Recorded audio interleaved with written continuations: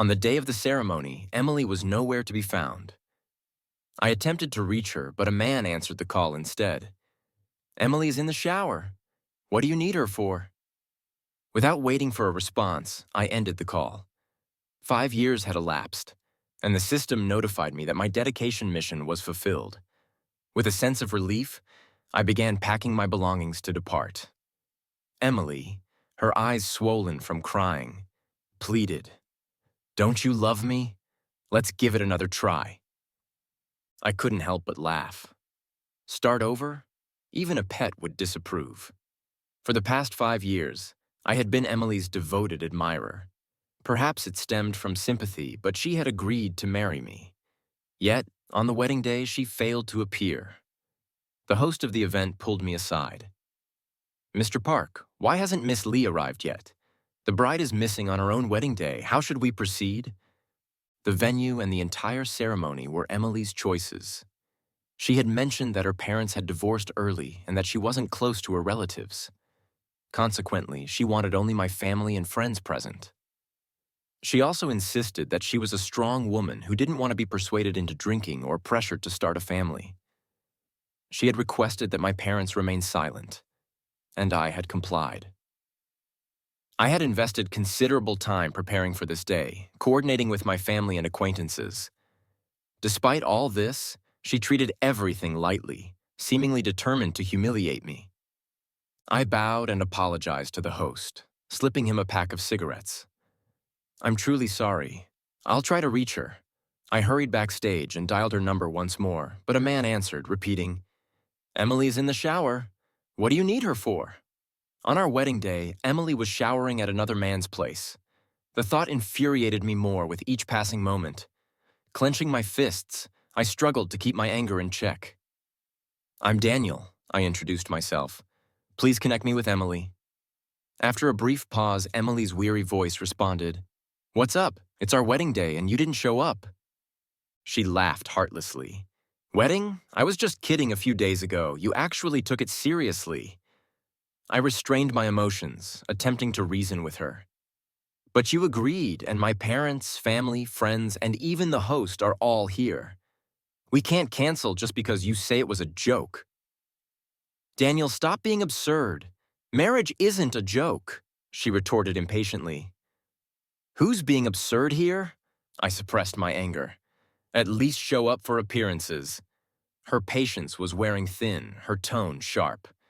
"Daniel, you've been my admirer for 5 years, and you still don't understand." "Yeah, I almost forgot. You see me as nothing more than a disposable toy." Realizing I was nothing more to her, I ended the call silently and felt a notification in my mind. 5-year limit reached. Rage level fulfilled. Mission complete. Press 1 to stay with Emily and forfeit your reward.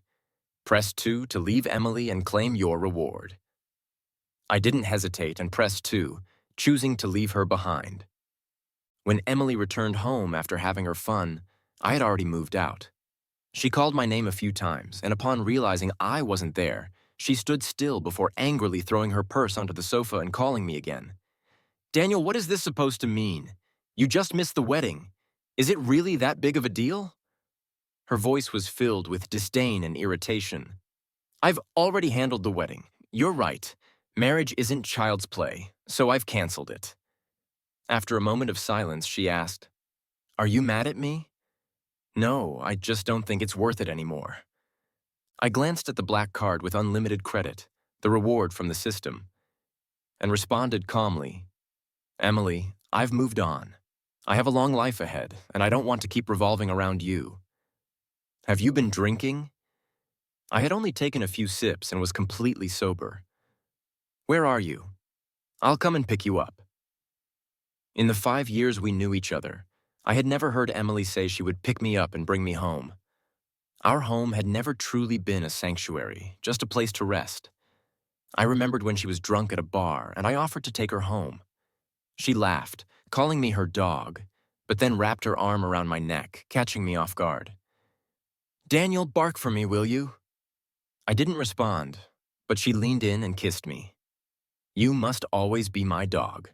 Stay by my side forever." Back then, I remained silent. But today, perhaps I could give her an answer. Emily. Goodbye. I blocked Emily's number, gave my parents a substantial amount of money, and advised them to travel. They inquired about what happened between Emily and me, but I dismissed their concerns with a smile, claiming I was finally free. Once they were settled, I used the black card and left the country. Friends back home mentioned that Emily had tried to contact me several times, but failed. I merely smiled, thinking, who is Emily? She had plenty of resources. Finding me wouldn't have been difficult. She just didn't care enough to try. Maybe she was just showing off by asking my friends. After all, she never truly loved me. I spent 3 years abroad studying design, a field I excelled in. Upon returning, I became a designer, fulfilling a long-held dream. Perhaps it was just bad luck, but my first client was Emily. When she saw me, she was visibly shocked. She instinctively moved to embrace me, but her rational side held her back. Miss Kim, this is Alex, one of our most talented designers. He just returned after studying abroad. My boss introduced me with a meaningful glance. Understanding the situation, I extended my hand. Miss Kim, I hope we can work well together. Emily opened her mouth but chose to remain silent, instead reaching out and shaking my hand tightly, as if fearing I might disappear if she let go. I pulled my hand back without hesitation. My boss, always observant, laughed and commented, judging by Miss Kim's expression, you two know each other. Emily's eyes flickered slightly. What would she say? That I was her ex-husband, or just a devoted admirer she never cared to name? Probably the latter. I scoffed, speaking up before she could. We don't know each other. I've never met Miss Kim before, so there's no connection. Emily never imagined that after 3 years without contact, her once loyal admirer would return as a high-level designer and coldly deny knowing her. She stared at me in disbelief. Miss Kim? Miss Kim? My boss called her several times before she regained her composure. Throughout the rest of the design presentation, Emily remained silent, staring at me in a daze. When my boss occasionally sought her opinion, she simply nodded or shook her head absent-mindedly. After the presentation concluded, my boss asked me to escort Emily back. In the underground parking lot, I courteously opened the car door for her, but she stood still, refusing to get in. Mr. Park, you've really made a name for yourself now, haven't you? Emily gave a bitter smile. So gentlemanly and considerate, yet somehow there's a distance between us. Are you joking? We were never close, so how could we be distant? I gestured for her to enter the car again. Emily looked up at me, something unreadable in her cold eyes. Daniel, I've been looking for you for a long time. She didn't hesitate, speaking directly. Let's not bring up the past. It would be quite inconvenient for me. I spread my hands and smiled. Emily's expression froze. She bit her lower lip and sighed heavily. When you left without a word before, I thought you were just throwing a tantrum. Maybe you wanted to explain why you hadn't sought me out these 3 years. But your thoughts and actions no longer matter to me. Whatever Miss Lee thinks, that's your freedom. I smiled politely at her. Miss Lee, please get in the car. I still have design work to handle. All right, Daniel, Emily conceded. After dropping Emily off, my car ran out of gas on the way back. I stopped to refuel, used the restroom, and upon returning found an additional person in the car. At first I thought I was seeing things. The girl was dressed extravagantly, but her hair was disheveled, her face dirty, and mud stained her stockings. Confused, I asked, Miss, did you get into the wrong car? She looked at me with innocent eyes welling up with tears. Handsome guy. No, Daddy. Please take me in. I'm begging you. Great. I had stopped for gas and now had a daughter. Suddenly I felt 10 or 20 years older. Where was the fairness in that? Could this girl be attempting to scam me? Get out! How can you leave me alone in the middle of the night? I'm defenseless. What if someone bad drags me into an alley and harms me? You'd regret it. Think about it. An innocent young girl called you daddy and you just left her here. You'd be devastated with guilt. Daddy, Daddy, I'm calling you Daddy. Is this girl an actress? It didn't seem right. Judging by her clothes, she appeared to be from a wealthy family, but her demeanor lacked the dignity one would expect. Get out of the car, I repeated. I didn't know her, and she clearly wasn't lacking in resources. I had no reason to help her. What if I ended up being accused of kidnapping? I kicked her out of the car and drove off. In the rearview mirror, she remained standing, dazed. A few minutes later, I sighed, made a U-turn, and returned. When she saw me, she threw her arms around me in excitement before quickly letting go, realizing it was inappropriate. On the way back, she continued to talk nonstop. How could my dad think like this? How can he treat my marriage like a game? It's my marriage, not his. If he wants a family alliance, he should marry himself off. Why use me as a bargaining chip? Could I not run away? If I didn't, I'd be stuck with some random man I've never met. He froze my accounts when he found out I ran away. Isn't that like taking my life after all these years? That's still his move. From now on, he's no longer my dad. You're my dad now. My real dad. Daddy, Daddy, me. My patience was wearing thin. Can you just shut up? One more word, and I'll kick you out of the car. Jessica nodded vigorously, miming zipping her lips, then smiled at me. Well, it seems I've picked up a handful. After bringing Jessica home, I instructed her to clean herself up. She emerged wrapped in a towel, sitting cross-legged on the sofa, watching a show and munching on sunflower seeds in front of a stranger. Why aren't you dressed?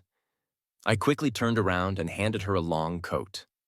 My clothes are dirty and I don't have any spares. I always wear a robe at home after a bath. Jessica blinked at me. Rich girls have no common sense, it seems. She was nothing like Emily. Jessica was genuinely oblivious. Only someone foolish would walk around in a bathrobe at home. Emily wasn't like that at all. She knew how strong a man's desires could be, especially after being led on for nearly 5 years. She'd intentionally wear a robe, gracefully sipping red wine in front of me, dancing to classical music. She poured the unfinished wine on me and stepped on my pants. My feet are sore from dancing. Rub them for me. She looked down at me as if I were her plaything. She laughed at me, disdained me, toyed with me, then dressed up and went out with other men, leaving me alone to clean up the mess she made in the house. Don't wear a bathrobe in front of me, I warned Jessica. She heard the anger in my voice, walked over, stood on her tiptoes, and softened my frown. You're mad? I'm sorry. I was taken aback and stood frozen. Her gesture calmed me down. Yeah, I'm not Emily's pet anymore. Jessica is not Emily. If I truly want to escape Emily's shadow, why should I take it out on you? I sighed, took the long coat from her hands, and draped it over her shoulders. I'm fine. I'll take you shopping for some clothes tomorrow. Really? Oh yeah, you're the best dad ever. It's just a loan. You'll have to pay me back. Stingy Daniel, drama queen Jessica. We both laughed. The next day, I took Jessica out for lunch and then went shopping. As we entered the mall, we hadn't even bought any clothes when I ran into Emily.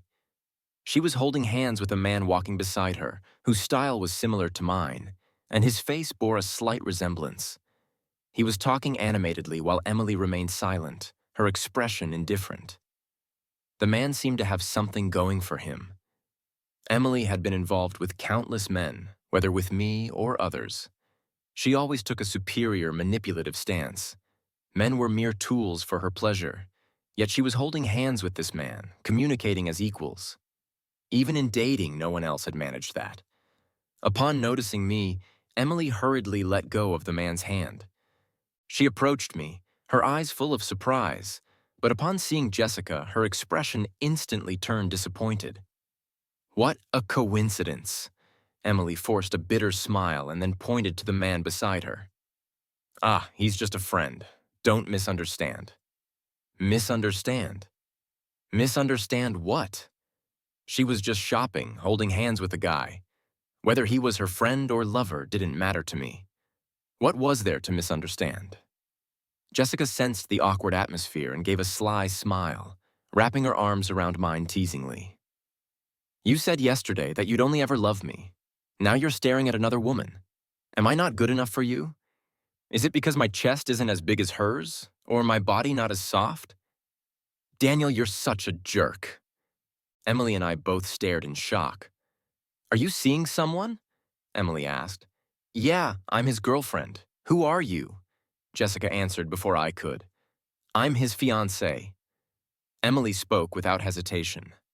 Fiancé? Are you joking, lady? What kind of fiancé goes shopping holding hands with another guy? Jessica covered her mouth and chuckled mischievously. Anyone who didn't know better would think you were having an affair. Oh, excuse my bluntness. I hope you won't hold it against me. Emily's face turned green. Ignoring Jessica, she looked at me and continued. Daniel, I've wanted to ask since the last time we met. These past 3 years, you haven't contacted me once. You even blocked me. I haven't had a chance to talk to you. How have you been these years? Who would have thought that after 3 years of no contact, even Emily had learned to speak like a normal person? I'm doing well. Miss Kim. No need to worry, I replied, then pulled Jessica to leave. But Emily grabbed the corner of my coat. What's going on here? A mess. Miss Kim, I need to take her shopping for clothes. Could you let go? I tugged at my coat, but it wouldn't budge. She held on tightly. A mess. Miss Kim, I urged again. Emily remained silent. My patience had run out, and I snapped, Enough already. To my surprise, she spoke quietly. Don't go. She hung her head, and a few drops of water splashed onto the dry ground. Were those tears? No way. I gave a self-mocking smile, thinking I must be crazy to believe Emily was crying for me. Daniel, don't go. I'm begging you, she said again, her voice muffled and hoarse, so different from before. The men beside her stared at me for a moment before turning their attention to Emily. He sighed, removed a jacket that matched mine, took off the same necklace I was wearing, and walked away with his hands in his pockets. Jessica, tired of waiting, decided to fully commit to the act. She took off my coat and tossed it at Emily. I know my boyfriend is charming, but you can't just put on a pity act in front of his real girlfriend. You say you don't want him to leave. Where were you before? I responded. I was just... Emily bit her lip as if words were stuck in her throat. She looked up and met my gaze, and I instinctively looked away. No need to explain. I placed my arm around Jessica's shoulders. Jessica, let's go. Oh, Jessica nodded, walking away without a backward glance. It was then Emily realized she was no longer needed by my side. At that moment, her tears finally poured out like a broken dam. After several steps, Jessica glanced back at Emily and said, Hey, Daniel, she's crying. Was she crying for me? Forget it. It doesn't matter anymore. Back home, Jessica couldn't help but complain. What's with you and Emily? You two had something? You know her. How many female powerhouses are there in the business world? Jessica took a bite of her lollipop. She's got skills, but her personal life is a mess. Hey, Daniel, don't get tangled up with her again. Nothing good will come of it. I looked down, organizing my clothes. I won't. Never again will I have anything to do with her. That night, Jessica insisted I watch horror movies with her. It wasn't until midnight that she went to bed, but I ended up losing sleep. When I finally began to drift off, I fell into a nightmare. In the dream, I returned to when the system first bonded with me. At the time, I was accomplished, having graduated from a top university's best program, full of passion and determined to become an outstanding designer. But all my talents were torn apart just because the system dictated, if you want to live, do as I say. Like a flawless mirror shattered into countless pieces with a single crash, I had to abandon my dreams, my dignity, and my sense of shame to become a devoted admirer, all to fulfill the system's twisted whims. The system often brainwashed me, saying, once you complete your mission, you'll have endless wealth. Isn't that better than working for a living? Talk about dreams. That's nonsense. I silently drew my design drafts, only to tear them up again, using the action to vent my frustration. Like a stagnant pool of water, no matter how much it churned, it only caused a few ripples on the surface. I had resisted before, but the outcome was car crashes, illnesses. I endured them all, one after another, and lived through them again, experiencing them repeatedly. I had no choice but to face reality. To hell with dreams. Survival was the most important thing. So, I started pursuing Emily, just as the system demanded. At first, Emily wouldn't even look at me. I approached her with a bouquet of roses to confess, and she stared at me coldly, making me uneasy. She was only 3 years older than me, but I felt worlds apart from her. I shivered involuntarily. She finally spoke. "You say you like me. Why?" I was stumped. Why? To stay alive, obviously. But I couldn't admit that. I had to improvise. "Because I admire you." She seemed to take it as a joke, giving me a mocking look. "How old are you?" "I'm 22. "I meant down there." Emily pointed lightly to my crotch. I was speechless. Who knew that Emily, seemingly cold and distant, was actually a shameless woman? My first confession ended with me fleeing in embarrassment. For my second confession, I gave her a diamond ring, costing just over $2,000, saved from my living expenses. I'll never forget the look of disdain in her eyes that day. She obviously didn't care, but she took it and put it on. Then she said, "You like me so much? You want to get a room?" I want to be in a relationship with you. A relationship. Emily stroked the ring, then chuckled. All right, that night she took me to a hotel, but the next day, she was gone. When I went to her office to find her, security stopped me at the entrance. I tried calling her, but realized I didn't even have her number. I sat at the entrance, waiting the whole day. When she finally came out, I stood up, ready to ask her out to the movies, but she was arm in arm with another man. "You said you wanted to be in a relationship with me," I said. She smiled. "Yeah, didn't we already have one yesterday?" "Yesterday? A one-day relationship. Does that even count?" I said naively, trying to reason with her. "A relationship doesn't work like that." She laughed and patted my shoulder. "Kiddo, don't push your luck." Later, I kept bringing gifts to her, begging her to date me. She couldn't refuse and agreed to give it a try. She still went out drinking and socializing with different men every day, but unlike before, she made time to go on dates with me. At one time, she was negotiating a business deal that involved design, so she brought me along. During the discussion, I pointed out flaws in the other party's design draft.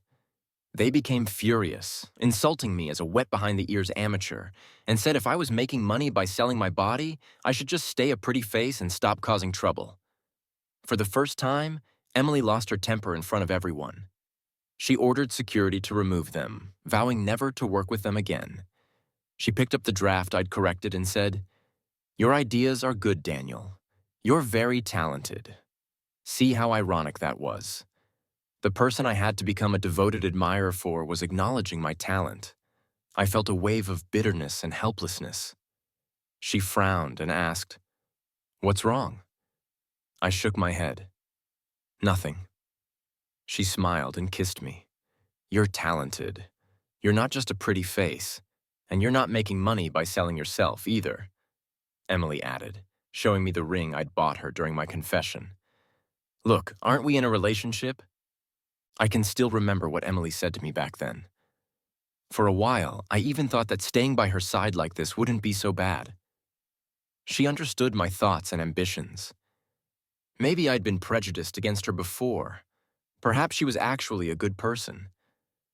But reality soon crushed that notion once again. Just when I thought Emily and I were growing closer, I caught her in bed with another man. By then, I had already moved in with her. I was carrying groceries to the door, still chatting about some mundane things that had happened that day. But the moment I opened the door, I saw clothes scattered across the floor and Emily in her underwear with a half-naked man, noticing me. She didn't even look surprised. Instead, she motioned for me to come over. I swallowed my anger, placed the grocery bag in the kitchen, and approached her, demanding, Emily, what am I to you, really? A plaything? Or am I what that designer said? A pretty face selling my body? She nonchalantly fed a cherry to the man beside her, then replied, "Whichever you prefer." The person who once acknowledged my ideals and identity was now the one destroying them. Emily, are you like this with everyone? Of course not. At least I agreed to be in a relationship with you. Didn't I? She tried to kiss me, but I turned my face away, refusing to look at her. She sneered. Daniel, do you really think you're so important? Back when that designer insulted you, I only stood up for you because I didn't want to lose face. Did you really think you were something special? Are you pretending to be righteous now? Pretending you're untouched by filth? Daniel, do you know how ridiculous that is? All those design ideas of yours are worthless apart from satisfying me in bed. What else can you do? Did you actually think you were some kind of prodigy? Do you think you're so amazing that even I have to be loyal to you? But I told her from the start, I was just trying it out with you. Emily tore me down completely. She forced me to meet her gaze. Daniel, from beginning to end, you've always been just one of my admirers. With that, she went back to the man, straddling him, her body moving in rhythm.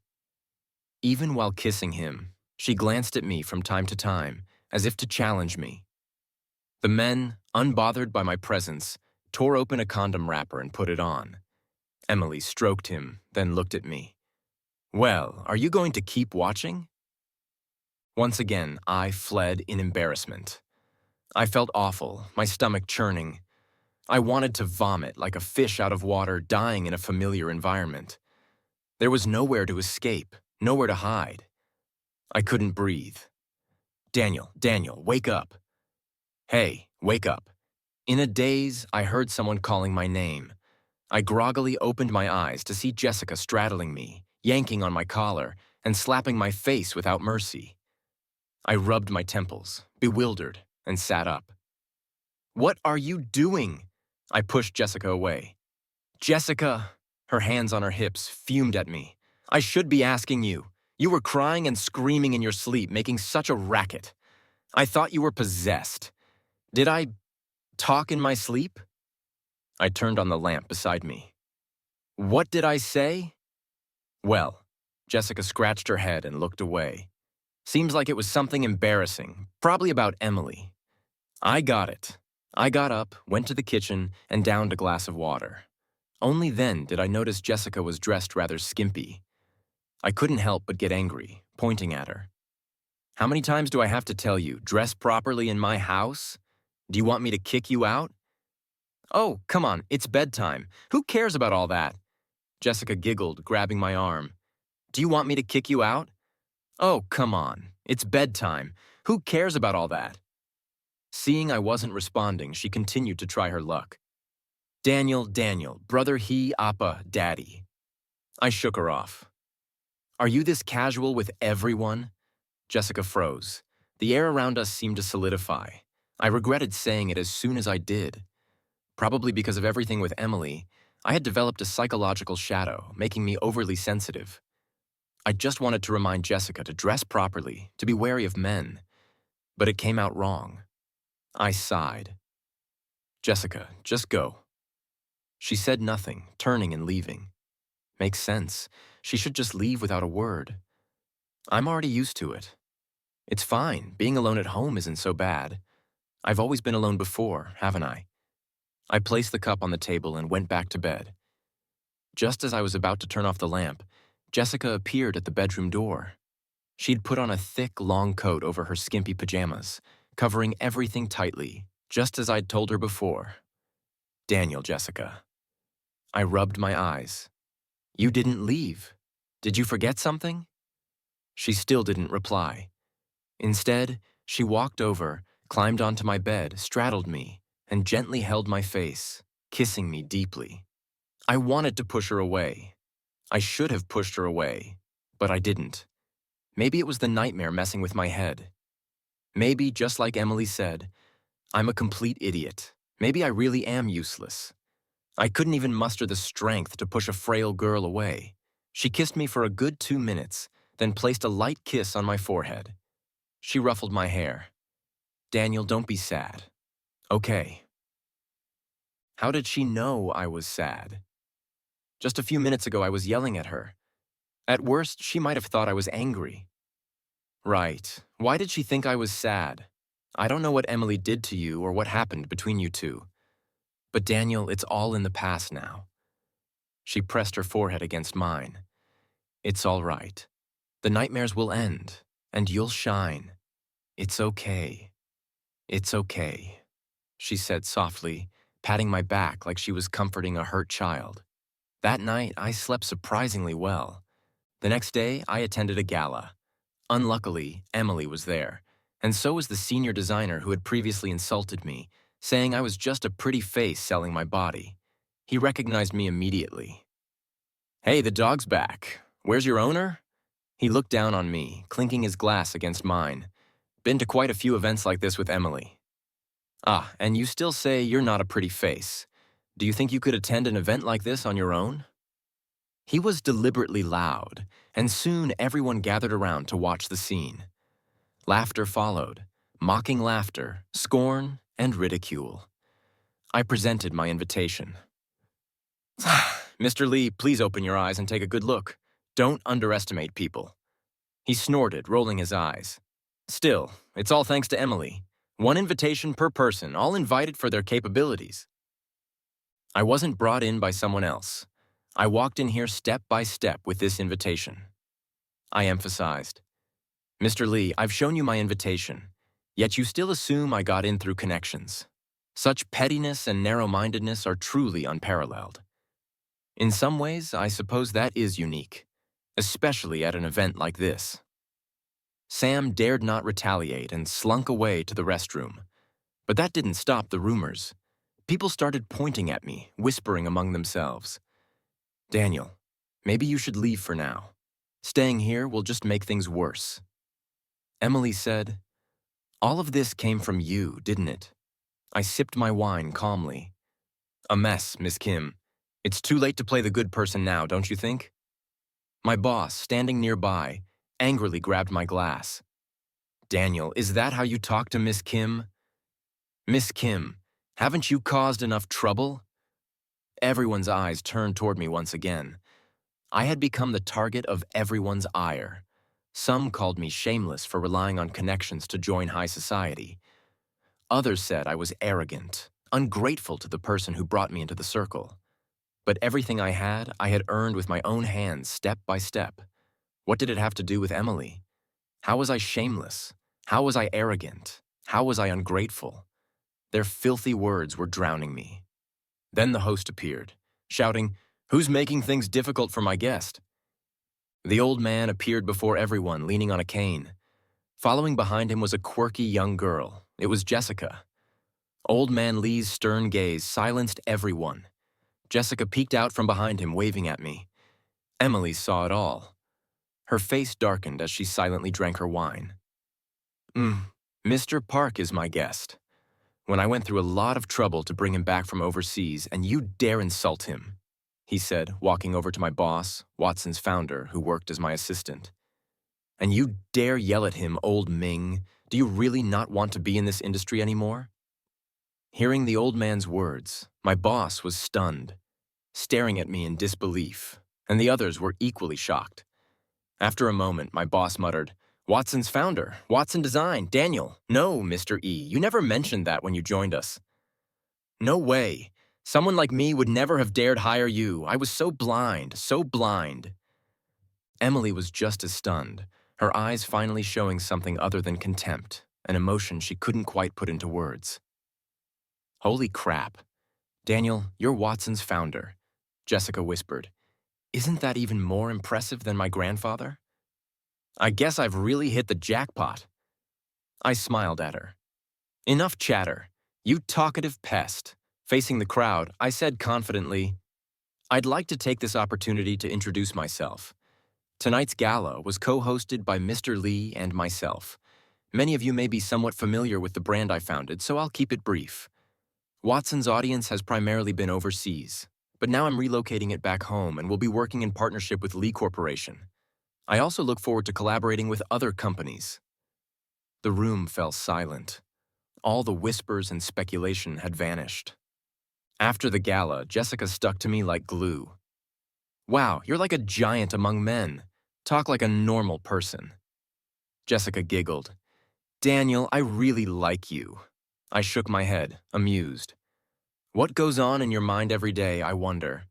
Weren't you avoiding your grandfather? Why did you voluntarily go back? Aren't you afraid he'll make you marry for business? I am, Jessica pouted. But I heard Emily was coming to this gala, and I was worried about you. I feel better being by your side. We walked side by side under the streetlights, our shadows lengthening behind us. She continued, I figured if worst came to worst, I'd just tell my grandfather I already had someone I liked. I'm his only granddaughter. He wouldn't be so heartless as to send me away. Right, who do you like? I asked. Jessica paused, her cheeks reddening. Daniel, why do you have to be so annoying sometimes? Do I? You do, I laughed, ruffling her hair. But now I don't have to worry about that. Jessica rubbed her hands together, a sly grin spreading across her face. Actually, a business marriage doesn't sound so bad, Daniel. Why don't you think about it? Just as she said that, Emily suddenly appeared behind us, calling my name. Jessica and I exchanged a glance, and she instinctively took my hand. I patted the back of her hand. Jessica understood my message, leaning close to whisper, I'll wait for you by that street lamp over there. Come find me when you're done, and we'll go home together. All right, I promised her.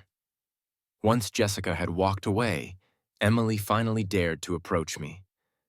I'm sorry about tonight. I didn't mean to embarrass you. It's fine. It doesn't matter anymore. You're still as brilliant as ever. Thank you. Emily was clearly struggling to find something to say, but when she couldn't think of anything else, she skipped the small talk and played the emotional card. Could we go back to how we were? We, a mess. Miss Kim. Did we ever have a past? Daniel. Emily took my hand. Can't you stop treating me like this? A mess, Miss Kim. Shouldn't you keep your distance? Jessica is watching. Emily's hand froze, then slowly let go. We stood face to face, the dust in the lamplight blending into her figure. We stared at each other in silence. Finally, she spoke, her voice low. Do you not love me anymore? What a strange question. I didn't even know if I had ever loved her in the first place. How could I answer whether I still loved her or not? It seemed like this wasn't even the kind of question that should arise between us. Emily, I think we should end things now. I was your admirer for 5 years. I swallowed my pride, lowering myself. Do you have any idea how hard those 5 years were for me? I'm sorry. I don't need your apology. I said, I'm here to end things with my past. I took a deep breath. There was a time when I didn't even dare come see you. Just seeing you made me feel suffocated. But now I think it's time for me to move on. As for you, I don't know what kind of feelings you have for me, but I'm sure it isn't love. My leaving is just you losing a toy you got used to playing with. Now that I've returned, now that I have everything, you're envious and you want more. Emily, you are truly a selfish and pitiable person. If it weren't for Jessica, I might have spent my whole life under your shadow. Now I've let go, so please don't come after me again and make me unhappy. Emily, goodbye. I turned to leave, but Emily hurried to block my way. Do you think you can just end this? Emily clutched my clothes.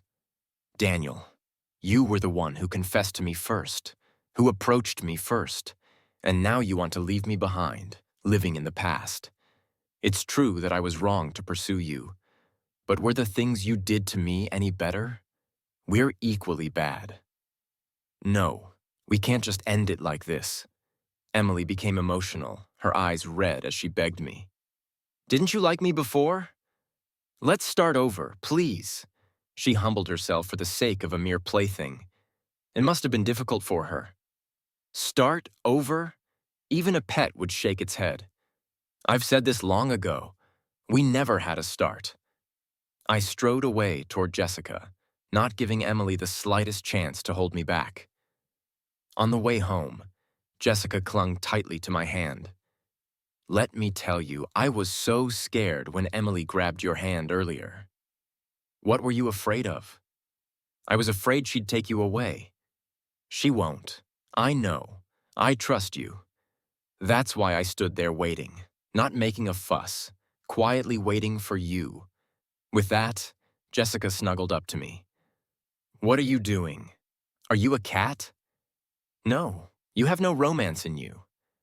The moonlight spilled across the ground as Jessica talked and laughed beside me, walking through the silvery glow.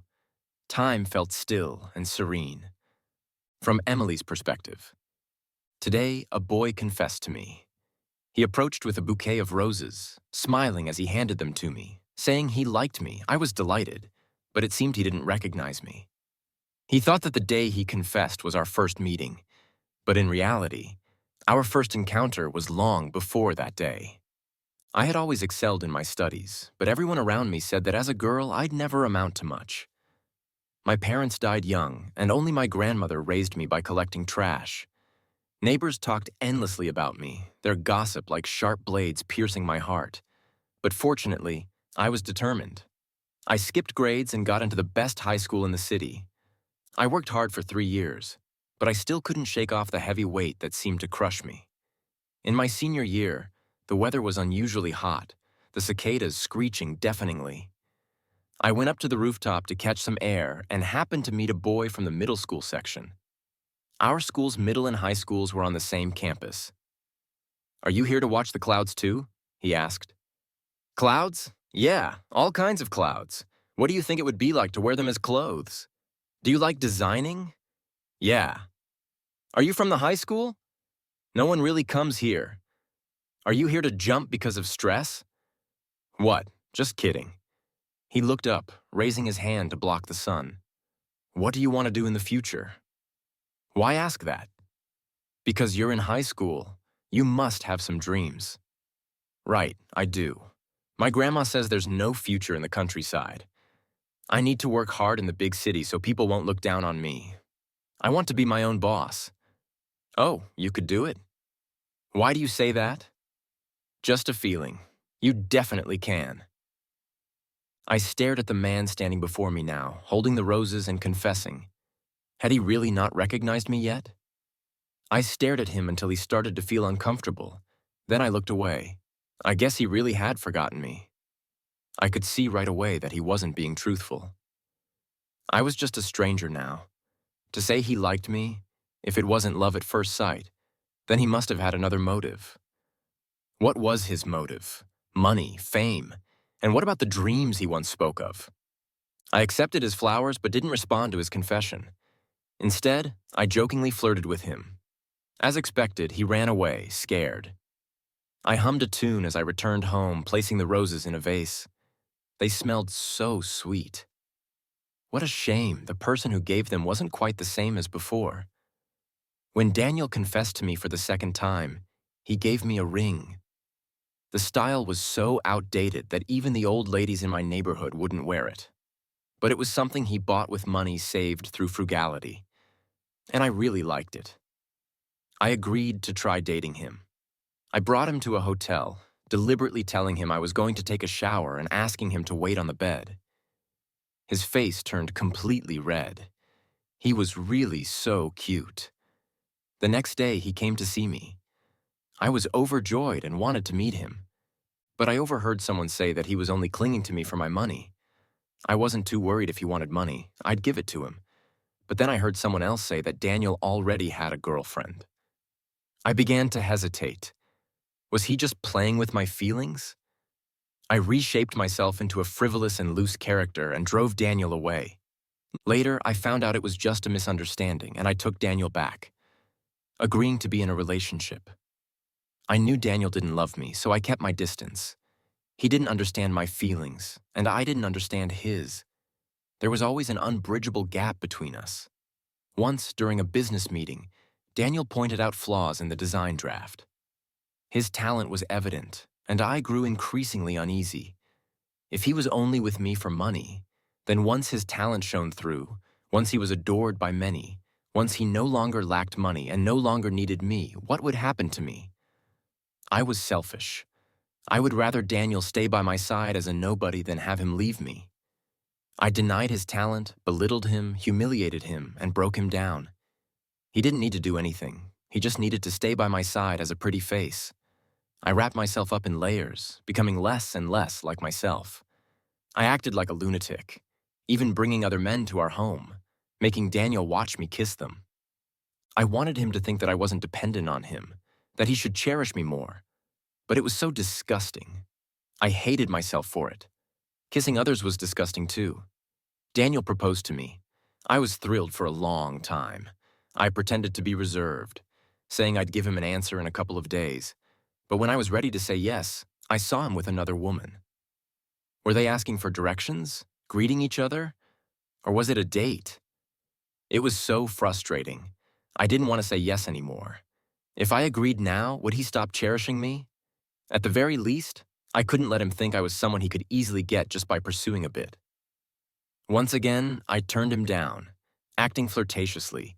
But strangely enough, the distance between us grew even wider this time. When I returned home, the house was empty. In the past, when we had arguments, he never acted like this. Why did he leave without a word today? I couldn't reach him. I didn't know where he had gone. It was as if he'd vanished from the world. He left me behind. What should I do? Go look for him.